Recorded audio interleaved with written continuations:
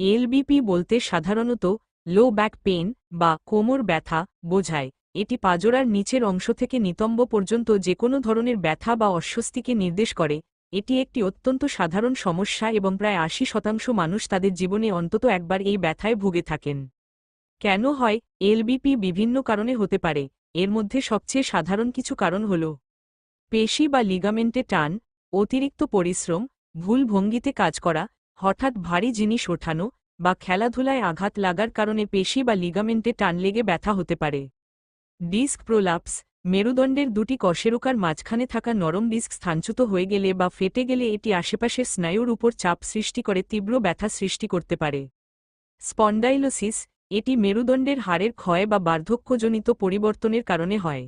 খারাপ অঙ্গভঙ্গি, দীর্ঘক্ষণ ভুল ভঙ্গিতে বসা বা দাঁড়ানোর কারণে মেরুদণ্ডে চাপ পড়ে এবং কোমর ব্যথা হতে পারে। স্থূলতা, অতিরিক্ত ওজন মেরুদণ্ডের উপর বাড়তি চাপ সৃষ্টি করে।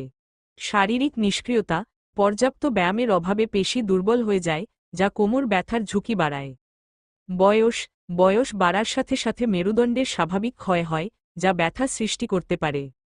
নির্দিষ্ট কিছু রোগ, কিডনি সমস্যা, আর্থ্রাইটিস যেমন অস্টিওআর্থ্রাইটিস, অ্যাঙ্কাইলোজিং স্পন্ডাইলাইটিস, সংক্রমণ, টিউমার বা অন্যান্য স্নায়ুঘটিত সমস্যাও কোমর ব্যথার কারণ হতে পারে। মানসিক চাপ এবং উদ্বেগ, মানসিক চাপ পেশি টানটান করে ব্যথা বাড়িয়ে দিতে পারে। গর্ভাবস্থায় হরমোনের পরিবর্তন এবং শরীরের ওজন বৃদ্ধির কারণে কোমর ব্যথা হতে পারে। চিকিৎসা কি? এলবিপি এর চিকিৎসা কারণের উপর নির্ভর করে। বেশিরভাগ ক্ষেত্রে অস্ত্রোপচার ছাড়াই এর চিকিৎসা সম্ভব।